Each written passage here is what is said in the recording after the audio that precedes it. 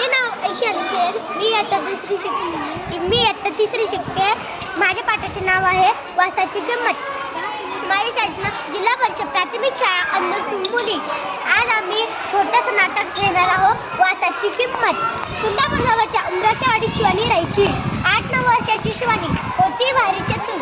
शाळा, शेत, घर, बाजार येथील मुले माणसं तिच्यावर खुश असायची. रविवारी कुंदापूरचा आठवडे बाजार भरायचा. शेतातील भाजी विकायला शिवानीची आई बाबा जायचे. सुट्टीमुळे सोबत शिवानी जायची. शिवानी, ए शिवानी, इकडे ये ग.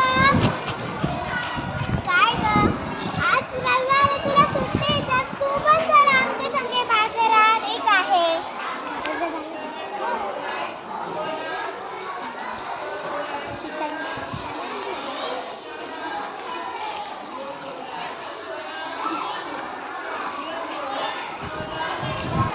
लाकडी घ्या ना.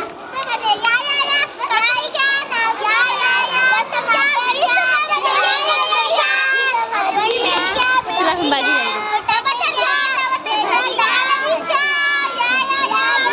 शिवानी आई बाबांना हिशोबात मदत करायची.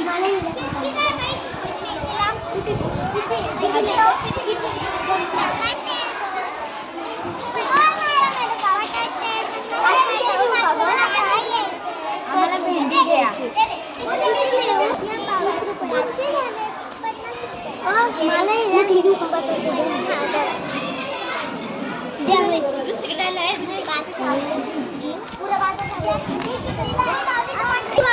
हा तिचा आवडता उद्योग.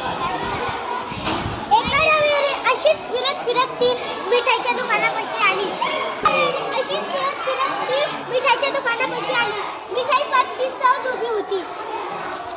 हलवाई तिच्याकडे पाहत होता. तो गल्ल्यावरून उठून शिवानीकडे आला. ए मुली, चल पैसे काढ. कसले पैसे? मगापासून माझ्या मिठाईचा वास येत आहे, त्याचे पैसे. अहो पण मिठाईचा वास तर येणारच ना, म्हणून काय वासाचे पैसे द्यायचे? पैसे दिलेच पाहिजे. काही ओरडू लागलाय. हळूहळू बघायची गर्दी जमली. काय झालं शिवानी? अहो बघा ना, वासाचे पैसे मागतोय.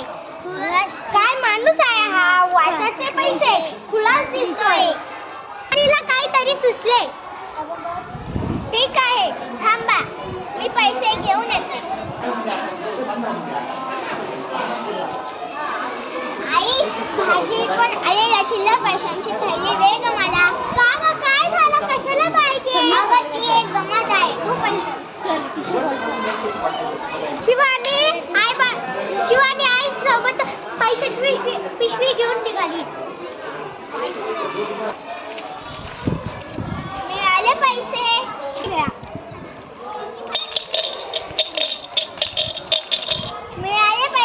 कसले पैसे? कुठे मिळाले? अहो मी तुमच्याकडून काय घेतलं? मिठाईचा वास. मग त्याची किंमत काय असणार? पैशांचा वास, बरोबर की नाही? बरोबर बरोबर बरोबर. गर्दीतले लोक म्हणाले. आता हलवाईचा चेहरा पाण्यासारखा झाला होता. शिवानी मात्र ऐकीत पैशाची. धन्यवाद. ज्ञानेश्वरी नाही का?